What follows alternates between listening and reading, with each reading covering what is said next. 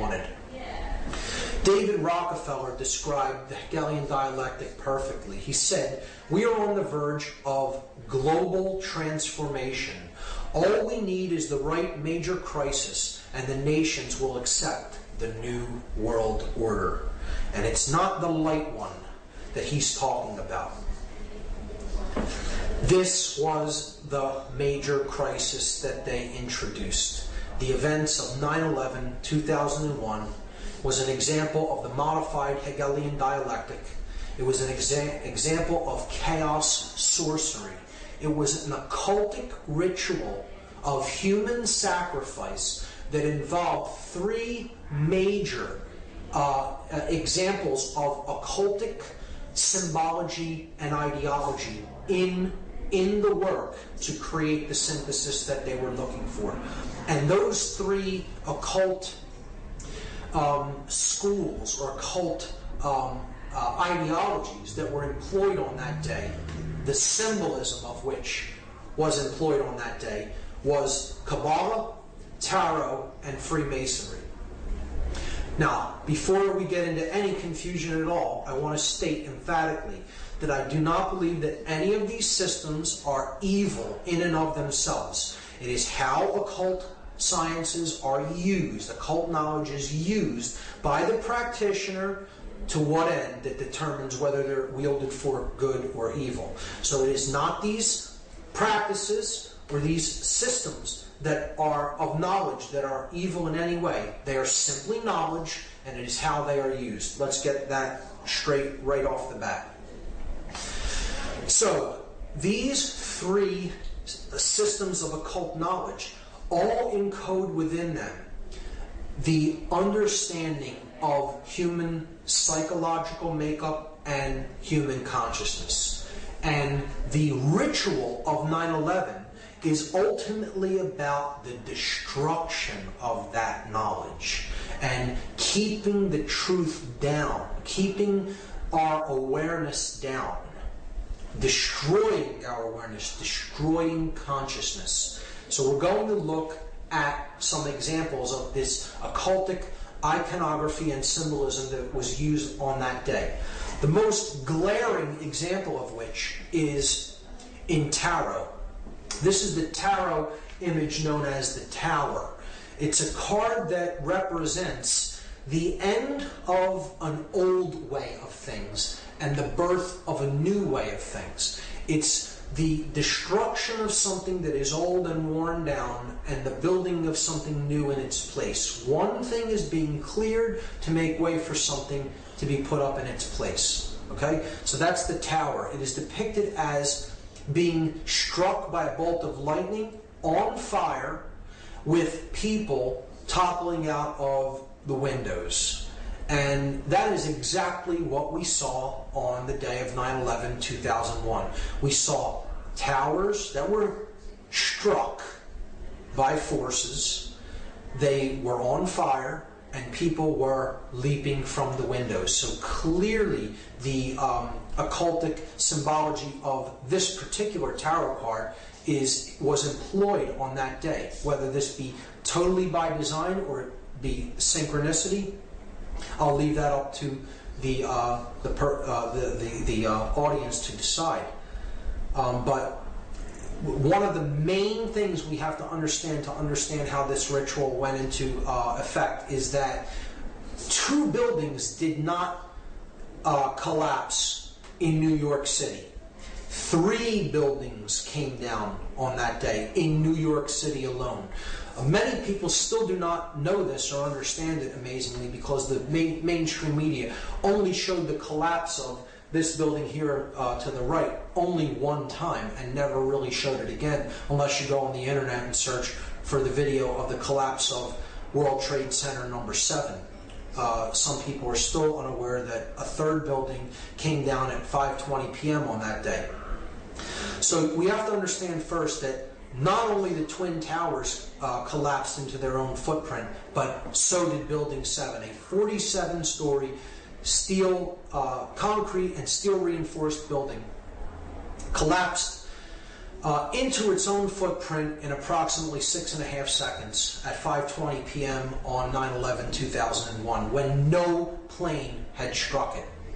So I'm not here to argue the physics of 9/11. I'm not here to even talk about any of the aspects of the how part of 9/11, the physics or the how it happened.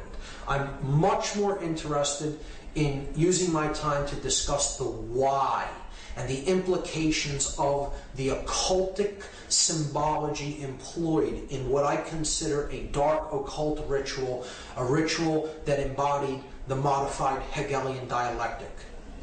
And so the first thing to understand is 3 towers came down, 3 pillars, if you will, came down on 9/11, not 2.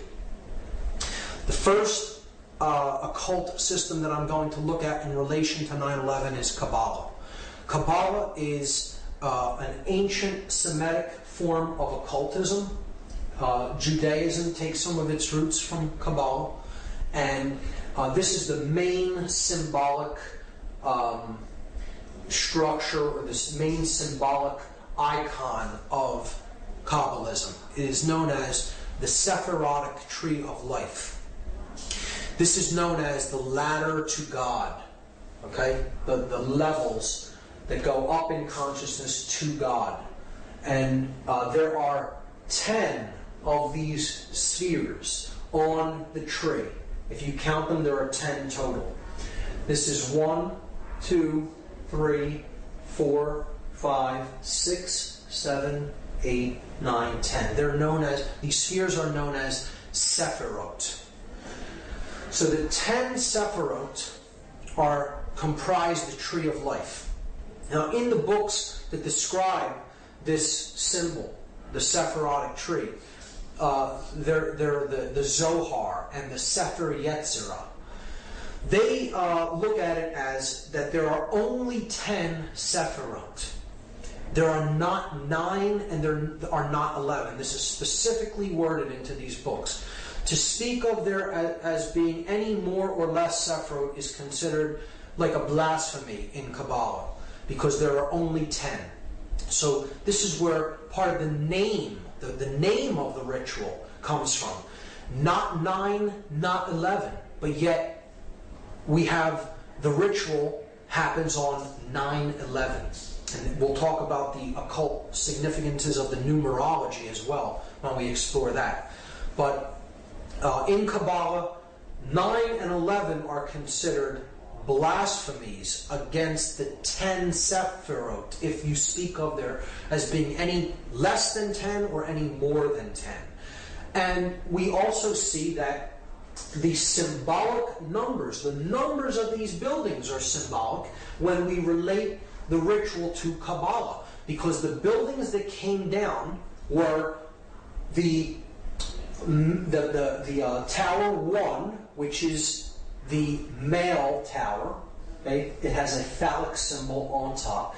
This is Tower 1 in the numbering system of the World Trade Center. The feminine tower is Tower number 2. And then this building is World Trade Center 7. So if we add them together, we get 1 plus 2 plus 7, and that equals 10. So we see there are 10 Sephirot. The building numbers total 10. So they're bringing down the 10 in the buildings, and they're bringing down symbolically the 10 Sephirot. You see, in the Sephirot, there are 3 pillars, 3 columns. You have this left-hand path known as the path of severity. You have the right-hand path that is known as the path of mercy. Again, these are corollaries to the Freemasonic pillars. This would be the pillar of mercy, which is Joachim. This is the pillar of severity, or Boaz. And then you have the path of mildness, or the path of will. Will to ascend in consciousness. This sphere representing base consciousness, and this sphere representing cosmic consciousness. Without going into very deep explanations of what each Sephiroth represents, just understand that this middle pillar is the synthesis between these two. This represents too much male aspect or control. This could be too much capitulation to control. You can look at it that way, with this path being severity, this path being mercy. You could look at it as this path is not being a controller and also not being a slave. It is not being a dominator nor capitulating to domination. Therefore, the middle way, as it is called in Buddhism, the unification of male and female, the chemical wedding. It is the ascension from base consciousness through connection with conscience, the heart chakra, and attaining cosmic consciousness or higher level awareness, represented as the crown Sephiroth. See, if you collapse these in, right? If you were to take these 3 levels and collapse them in right into the middle pillar to bring these dual aspect Sephiroth into one, you would see that this really represents the chakra system. The 7 chakras. You would have the base chakra, the sacrum chakra. These 2 comprise the solar plexus chakra, the heart chakra. These 2 comprise the throat chakra. These 2 comprise the third eye chakra, and that comprises the crown chakra. So there's the 7 chakras. All right? And we see that would be on the middle pillar, and it would contain 7 chakras. And again, the middle pillar here is building 7. All correlates perfectly.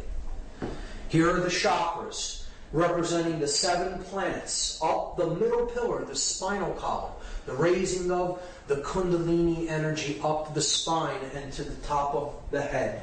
From down here, the farthest out from the sun until we get up to the solar mind. And the earth being the heart chakra of the system. The earth and moon right in the middle. It would be the 4th of the 7 chakras. And that's what's ultimately being brought down. The consciousness is being destroyed and leveled by the leveling of these towers. Okay, so that's Kabbalah. That's the Kabbalistic aspect of the destruction of the World Trade Center buildings, the 3 pillars of the World Trade Center.